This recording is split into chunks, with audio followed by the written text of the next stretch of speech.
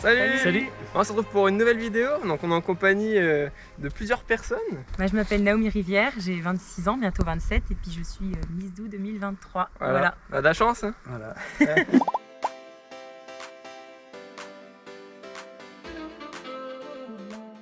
Et moi je m'appelle Benoît Vimin, je vous dirai pas mon âge.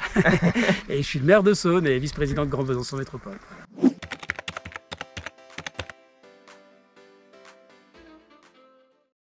Et puis moi, Adrien, donc de la chaîne Happy 25, pour ceux qui ne me connaissent pas. Voilà, donc là on va ouvrir les ruches, donc on allume l'enfumoir pour démarrer. Et puis on attaque juste en bas au niveau des ruches. Voilà, on espère que personne ne va se faire piquer. Ouais, j'espère aussi. Hein. On va être bien protégés Et du normalement. coup, personne n'a encore ouvert de ruche. Non. Donc la Non, mais première moi fois, je sais même pas à quoi ça sert l'enfumoir. Ah voilà, bah, c'est pour pas qu'elles nous embêtent. Si elles sont un peu énervées, on met un peu de fumée, comme ça elles rentrent dans la ruche et puis elles s'occupent plus de nous. D'accord. Voilà. Ok. Mais si c'est une belle journée, il y a presque pas besoin de fumer des On fois. va essayer de pas enfumer la mise quand même. Voilà, on va essayer. Ouais. D'accord. S'il vous plaît.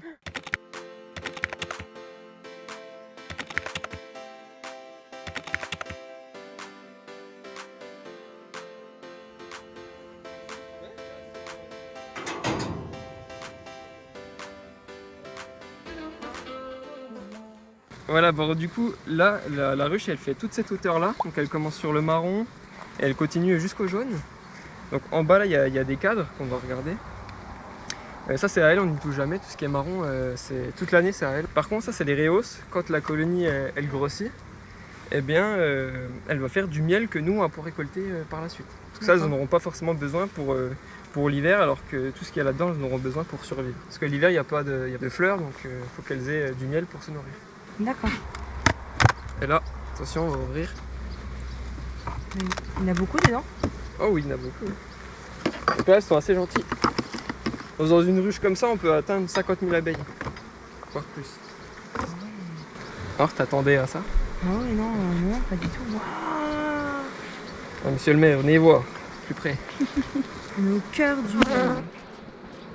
Voilà. Donc là, elles sont vraiment en train de faire leur miel. Alors du coup là, ce qu'elles font, c'est qu'elles sont allées chercher du nectar dans les fleurs. Ils vont le faire descendre en humidité pour atteindre moins de 20%. Parce que le miel, il faut qu'il ait moins de 20%, sinon il peut fermenter. Pour que ce soit du vrai miel, il faut moins de 20%. Voilà, donc là, leur boulot, c'est de remplir les alvéoles et de le faire sécher. Voilà. Donc là, c'est pareil, c'est la même chose. Ouais, pas Mais ce que je trouve fabuleux, c'est les alvéoles toutes blanches. Là. Ouais. Alors ça, c'est vraiment de la cire qu'on peut faire fondre et c'est avec ça qu'on peut faire des bougies. Ah, c'est avec ça qu'ils font la cire d'abeille? Ouais, bah ça c'est la cire d'abeille, après on la fait fondre et puis Les hop, bougies à on la fait cire des d'abeille, bougies c'est avec avec. ça. Ouais, je fais des bougies, j'adore. Je fais des bougies en forme de corps de femme et je les vends pour une association à Madagascar. Ah ouais, c'est sympa ça. Ouais. Alors je vous montre. Donc là, vu qu'il y a encore quelques alvéoles qui sont pas operculées, nous on attend. D'accord. Une fois que tout est operculé, que tout est blanc, eh ben on va commencer à récolter. Donc là, moi j'attends encore 2 semaines et puis je récolterai tout ce qu'il y a là-dessus. Ah, mais c'est super lourd. Ah bah oui, là il y a 3 kg de meubles. T'as 3 kg sur le câble. Vous voyez des larves ou pas? On l'a noir là. Ouais. C'est le blanc là. Le blanc là, ouais. Ah oui, le blanc. Petits asticots. Ah oui, d'accord. Bon, petite transition, on laisse passer les vaches. On les laisse passer. Alors je vais vous montrer un peu le fonctionnement d'une ruche de manière plus précise au calme. Là on est tranquille, sans les abeilles qui nous bourdonnent autour.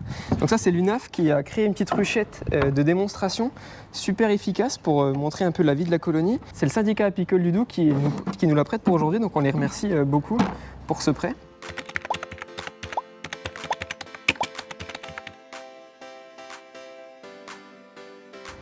Alors, un cadre super important. Donc là, on voit les 3 catégories d'abeilles qu'on peut trouver. Donc là, Ça, c'est la reine, ouais. voilà la reine qui est beaucoup plus grosse. Hein. Enfin, beaucoup plus grosse. Ça joue à quelques millimètres au final. Hein. Oui, mais ça se voit. Ça se voit quand même. Très jaune aussi qu'elle a, peut-être, non? Ouais, alors ça, le très jaune, c'est l'apiculteur qui le met pour la retrouver plus facilement. D'accord.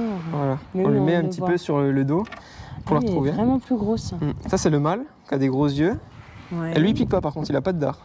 Il sert qu'à la fécondation. Il va pas butiner. Il y a un seul mâle et une femelle. Alors, Ouais, il y a une reine, et par contre des mâles, il y en a des centaines, mais ils servent qu'à une chose, féconder la reine. Et en fin d'année, enfin en fin de saison, par exemple en juillet-août, ils sont virés de la ruche et ils meurent de faim. mais Ça, c'est les il ouvriers. n'y a que la reine qui est fécondée. Oui, oui. Alors toutes les autres, elles sont pas fécondées. Et ça peut faire combien de bébés par an, ça? Beaucoup parce qu'en pleine saison, on a 2000 œufs par jour. Ouais, donc c'est son rôle, elle fait que ça. C'est pour ça qu'elle, elle sort plus, parce que si elle sort et qu'elle se fait tuer, ben, la colonie est dans la galère. Donc elle se fait féconder une fois pour 4 à 5 ans de vie. Et après, quand c'est plus elle, c'est qui? Et ben après, elle meurt ou elle se fait tuer par les nouvelles. Ou alors elles peuvent se diviser. Donc c'est-à-dire que la reine peut s'en aller de la ruche. Donc ça, c'est les essaims. Une fois par an, ou ça dépend, une fois tous les 2 ans. Il y a une division naturelle, donc l'essaimage. Et là, elle part avec la moitié des abeilles. Et une nouvelle reine se fait à la ruche mère. Voilà. D'accord. C'est un monde très particulier. Bah, c'est une organisation extraordinaire. Des 6 petites bêtes, Voilà. plus organisées que nous. Ah bah, très organisé. Ça, c'est ce que tu me montrais. Ah oui, là, c'est ce qu'on a vu aux ruches. avec les larves. Donc avec les larves, comme je te montrais. Là, c'est une abeille qui est en train de naître. Donc elle est en train de percer l'opercule de cire pour sortir. Et après, elle sort comme ça. Et ça met combien de temps entre le moment où elle est... Bon, entre l'œuf et où elle sort, c'est 21 jours. Donc ouais. c'est assez rapide, mais en même temps, c'est long parce qu'après, l'été, elle vit que 45 jours, l'ouvrière. Parce qu'elle se tue au travail. L'été, hein, parce qu'après l'hiver, elles peuvent vivre jusqu'à 4 à 5 mois. 45 jours. Ouais, parce qu'elles travaillent tout le temps, puis... Ah ouais, je savais pas que ça... Ah oui, d'accord. Et est-ce que c'est vrai que dès qu'une abeille pique, elle meurt après? Ouais, parce qu'en fait, elle pique vraiment en dernier recours. C'est pas pour la chasse comme la guêpe où elle va piquer pour chasser. L'abeille, c'est vraiment pour protéger la colonie. Et puis il y a une partie de l'intestin qui part avec, parce qu'il y a un sac à venin où il y a pas mal de venin. Et du coup, il y a l'intestin qui part avec, donc elle peut plus vivre après. Ok. Voilà. Eh ben, c'est Ouais, passionnant. c'est assez particulier. Ah non, on se rend pas compte en fait de l'organisation que c'est. Moi, je pensais qu'une abeille vivait beaucoup plus longtemps. Je pensais vraiment que ça vivait plus longtemps. Et puis... Ah oui, d'accord. En fait, elles vouent leur vie à leur travail et à l'organisation de la ruche, quoi. Ah, ouais. Et le premier rôle de l'abeille, c'est de nettoyer la ruche. C'est nettoyeuse. Et le dernier rôle, c'est les butiner. Parce que butiner, c'est le plus risqué aussi. Parce qu'elles peuvent se faire manger par des oiseaux, elles peuvent avoir plein de problèmes. Mais en fait, c'est passionnant, mais on ne sait pas comment chacune a le rôle. Comment elle choisit son rôle, en fait, on se Il y a des études qui ont été faites, c'est très complexe, mais ouais, c'est un peu de l'inné. C'est dans la génétique, et puis après, elles savent à tel moment il faut faire ça. Mais il en faut des butineuses, sinon il n'y a pas de miel. C'est ça, il faut beaucoup de butineuses. Plus il y a de butineuses, plus il y a de miel. Et donc, s'il n'y avait pas les apiculteurs comme toi, où est-ce qu'elles les font, leurs colonies, en fait, les abeilles? Et ben, naturellement, elles le font dans des cavités, plutôt des troncs. Sauf qu'aujourd'hui, il y a de moins en moins de cavités dans des troncs parce qu'on exploite quand même beaucoup la forêt. Donc il y a moins de cavités et on sait que quand il y a un essaim, il a une chance sur 2 de mourir si l'apiculteur ne le récupère pas. Donc c'est pour ça que nous, on a à cœur de récupérer les essaims pour être sûr qu'il ait une maison adaptée. Parce que des fois, il va pas trouver une maison adaptée, donc il va se loger dans un endroit où il va pas passer l'hiver parce qu'il fera trop froid, dans un arbre. Mais dans un arbre, ça sera aux intempéries, etc. Et il n'y aura pas d'isolation. Et pareil, si ça va chez quelqu'un dans une cheminée, c'est compliqué aussi, quoi. Ouais, forcément, parce que du coup, ça les condamne pour l'année suivante, quoi. Et ouais, donc en fait, tu participes en quelque sorte, même très largement, à la préservation des abeilles. En tout cas, ces abeilles-là, on participe beaucoup, ouais. Forcément, du coup, ça les protège, comme tu dis. Ouais. Ah oui, donc c'est extraordinaire. Ouais. Non, on se rend pas compte, parce que moi, ma grande question, c'était ça. Où est-ce qu'elles vont si vous n'êtes pas là? Donc en fait, elles sont nettement mieux avec vous, qu'elles sont protégées en sécurité, plutôt que dans la nature, avec quelque chose de très aléatoire, où elles ont une chance sur 2 d'y passer. C'est ça, nous, on leur offre le logis, puis on leur prend une partie du miel.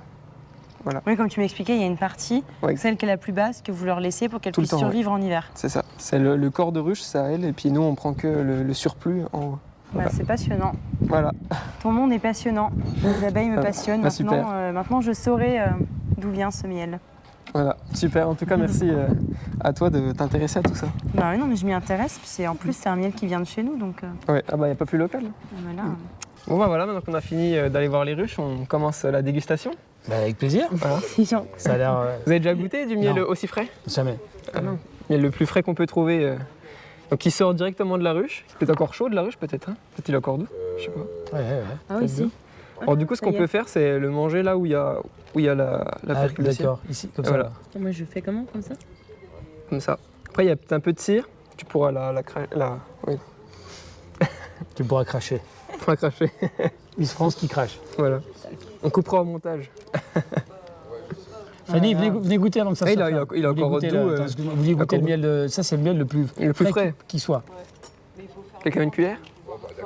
Allez, on fait une dégustation du village. C'est que vous voulez une cuillère? On peut la Voilà. cracher. Alors il y en a qui en vendent comme ça. Ah bah, En- ouais. ça se faisait plus dans le temps, maintenant un peu moins, mais ça se fait encore et c'est de plus en plus recherché. Dans le temps, Parce ouais, que- c'est souvent. Dans les hôtels, ils le mettent comme ça. Se mettre comme Ah ça, ouais. Ils mettent la plaque et puis ils Oui, laissent au couler. petit déjeuner, ouais, c'est vrai ce que tu dis. Ah, c'est très bon, bravo. Ça va, ça va. Bon, merci. Non, non, c'est délicieux. Vous avez aimé? Et ça, c'est un miel de fleurs. Ouais, toute fleur, ouais. Alors du coup, ouais, il est un peu foncé, mais pas tant que ça non plus. C'est un peu du toute fleur. Et comment tu sais si c'est un miel de forêt, de. Bah ça a la de couleur. lavande Ouais, ça a la couleur. Au goût, moi je suis pas encore très bon là-dedans. Mais ce que je peux faire, c'est des analyses pour être sûr. Parce que normalement, quand tu le vends dans certains types, si t'es pas sûr, il faut l'analyser pour le vendre. Vu que normalement c'est plus cher. Donc, il faut quand même l'analyser quand t'es pas sûr, quoi. D'accord. Il est bien, il a une bonne acidité. Mm. Il est bien. Bah, il est pas trop. il est pas Mais il est quand même un peu fort quand même. Ouais, j'adore. J'aime bien moi. Ah ouais, c'est vrai. Non, mais Il pique un peu, est c'est bien. fort. C'est pour ça que je dis qu'il a une bonne acidité. Je trouve qu'il tient dans la bouche. Hein. Il fait pas trop Ouais. crémeux, tu vois. Ah, il est bien. Voilà, on a fait une petite dégustation de miel, c'était super sympa. Il est trop bon. Ah, Ils sont merci. très différents. Il y en avait deux différents. Il y en avait un plutôt pissenlit Ouais, qui avait c'est ça. cristallisé. C'est Du ça. coup, c'était pas la même texture en bouche et celui-là, il est vraiment différent. En même Ouais. temps, je pense Ça que c'est plus du miel parce que- d'été quand même. Mm. Ça il est un petit peu différent. Ouais. Et ah oui, est-ce que tous les miels deviennent solides en hiver? Non, pas tous. Alors c'est ça qui est extraordinaire, c'est selon la composition du miel en sucre, parce qu'il y a du glucose, du fructose, selon les rapports de ces sucres, il va cristalliser ou pas. Lui, il peut tenir 2-3 ans sans cristalliser, et lui, au bout de 3 semaines, 1 mois, il a cristallisé. Ah oui, d'accord. Donc ça, c'est... Donc c'est vraiment très aléatoire. Ah oui, ça dépend vraiment de la composition du miel et des fleurs qui ont été butinées. D'accord. Ça change vraiment tout. Ah, extraordinaire. C'est bien de savoir ce que je savais pas. Moi, je sais. C'était bien sympa cette petite dégustation. Ouais, du coup, merci à toi d'être venu me voir, c'était super cool. Ah, c'est moi, un bon souvenir du lycée. Voilà, parce qu'on était au lycée ensemble, c'est comme ça qu'on s'est connus. Et puis une Miss qui vient aux ruches, c'est quand même assez rare, donc faut la soutenir. C'est Donc on peut te retrouver sur Insta et puis Facebook peut-être. Ouais, j'ai Instagram et Facebook, Donc, voilà. Bon, ouais. c'est Naomi Rivière Off Voilà, sur bon, Instagram. on mettra les liens Ah. en bas de la vidéo, comme ça on pourra aller voir et puis la soutenir. Et D'accord. puis sinon, pour voter pour Miss Franche-Comté, donc là t'es Ouais. Miss Doux, Miss Franche-Comté en octobre, c'est ça? Alors, Miss Franche-Comté, ça va être le 20 octobre à la commanderie de Dole. Voilà, et le seul moyen de voter, effectivement, c'est d'être présent le jour des Voilà. élections. Donc les Francs-Comtois, il faut qu'ils aillent à la commanderie à Dole. Ouais, Voilà, c'est vous gentil. n'avez pas le choix. Sinon, je viendrais plus déguster de miel. Non, mais oui, c'est vrai qu'il faut être présent. Il y a beaucoup de départements et de régions où on peut voter par SMS, mais nous, Ouais, c'est que c'est en présentiel. En présentiel, ouais. Ok, Voilà, donc ouais, faut vraiment venir. voilà. Ok, bon, on reviendra. Ouais, c'est gentil, merci beaucoup. Voilà. Puis en tout cas, merci à vous d'avoir vu la vidéo jusqu'à la fin. Et on vous dit à très vite pour une prochaine vidéo. Allez, ciao!